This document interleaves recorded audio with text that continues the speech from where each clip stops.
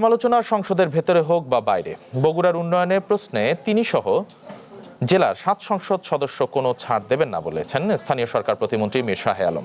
দুপুরে বগুড়ায় এআই প্রযুক্তির মাধ্যমে দক্ষতা উন্নয়ন শীর্ষক প্রকল্পের প্রশিক্ষণ কার্যক্রমের উদ্বোধন অনুষ্ঠানে কথা বলেন তিনি জানান, বগুড়ায় সড়ক ও জনপথ বিভাগের জোন অফিস অনুমোদন পেয়েছে এবং নেসকোর প্রধান কার্যালয় চালুর উদ্যোগ নেওয়া হচ্ছে।